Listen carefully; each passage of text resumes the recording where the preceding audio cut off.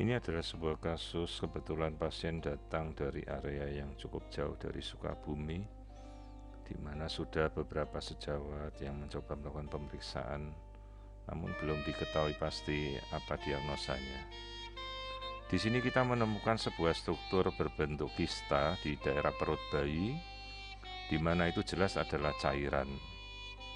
Beberapa dugaan bahwa ini adalah suatu kasus sumbatan usus, yaitu atresia duodenum, kemudian megavesica, kista ovarium, atau kista jenis lain yang belum kita ketahui.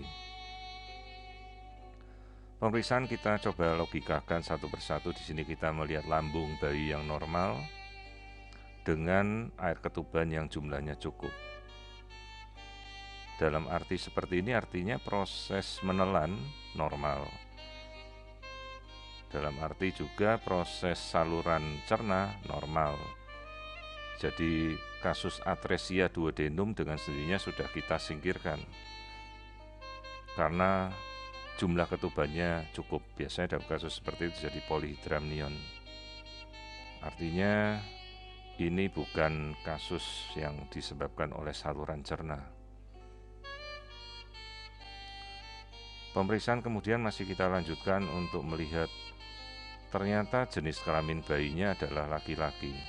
Ini adalah buah zakar, testis, dan ini adalah kandung kemih yang normal, tidak membesar. Dengan arti seperti ini artinya kista ovarium pada bayi perempuan sudah kita singkirkan. Nah, di sini kita sudah mengetahui bahwa proses berkemihnya normal, artinya jelas fungsi ginjal tanpa melihat apakah ginjalnya rusak atau tidak, kita belum tahu, bahwa proses berkemihnya normal dulu. Kemudian pemeriksaan kita lanjutkan untuk melihat apakah kelainan itu berhubungan dengan kelainan lain seperti kelainan dari wajah atau tidak. Di sini kita bisa mengamati area wajah yang normal.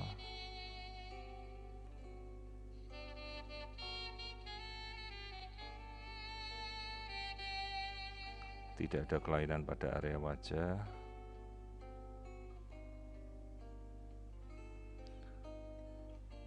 Bentuk wajah juga tidak mengindikasikan suatu kelainan genetik seperti trisomi 21, di masa wajah dan palpebra mata juga sangat jelas terlihat.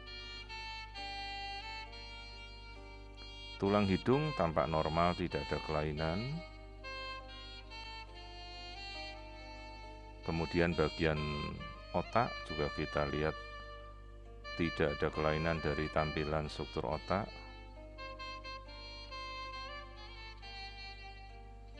Jantung, kita bisa amati ruang-ruang jantung secara sempurna.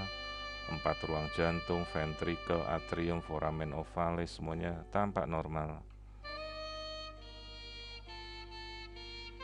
Nah, kemudian pemeriksaan kita lanjutkan di mana kita memeriksa area lumbosakral. Di sini terlihat jelas pada level setinggi ginjal, terlihat aorta yang melekuk, terdesak oleh massa kistik. Ini adalah ginjal kiri yang normal, jadi di seberangnya ini kontralateral adalah ginjal kanan. Jadi struktur ini adalah sebuah struktur dari ginjal yang sudah sedemikian tipis korteksnya, hanya tersisa cairan yang membesar. Ini adalah kandung kemih. Dalam arti jika terjadi pembesaran ginjal kanan, artinya jelas ada sumbatan pada area setelah ginjal di antara ginjal dan memasuki kandung kemih, yaitu di level pelvico-ureteric junction. Sehingga kita bisa umpamakan bahwa kemungkinan ada sumbatan yang tidak bisa mengalirkan urin dari ginjal ke kandung kencing. Kemudian kita coba amati satu persatu apakah nanti ada kelainan-kelainan yang mungkin menyertai.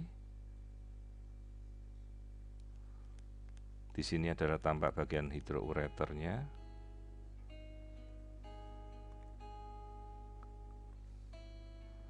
Nah, masih terlihat ada struktur dari ginjal kanan yang besar, struktur di sebelahnya adalah lambung, tampak normal. Jadi proses berkemih, proses menelan masih tidak ada masalah. Itu adalah hidroureter yang bisa kita temukan pada sisi kanan.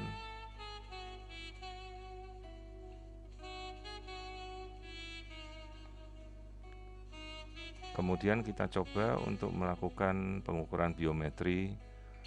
Jadi kita mengerti usia dari janin. Ternyata bagian dari perutnya ini membesar jauh dari usia hamilnya, sekitar 29 minggu. Sehingga perlu dipikirkan proses metode persalinannya agar tidak terjadi distosia pada perut. Dengan resiko juga kemungkinan bisa terjadi ruptur ginjal kanan. Kolaborasi perlu kita lakukan bersama tim bedah anak atau bedah urologi untuk melakukan mungkin nefrostomi atau operasi pemasangan digistent setelah bayi ini lahir. Untuk tindakan invasif selama dari kandungan saya kira tidak ada perlunya untuk kita lakukan. Kita coba mengamati volume dari ginjal yang membesar. Kita bisa lakukan volumemetri untuk melihat ternyata volumenya 123 cc. Ini adalah ginjal kanan yang membesar. Jadi ini ada suatu kasus pembesaran dari ginjal kanan akibat mungkin suatu proses pada pelvico-ureteric junction yang tersumbat. Sekali lagi kita lihat tampilan wajah yang normal, secara keseluruhan tidak ada masalah.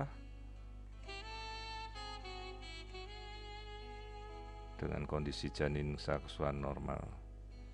Prognosis kesannya baik dalam kasus ini.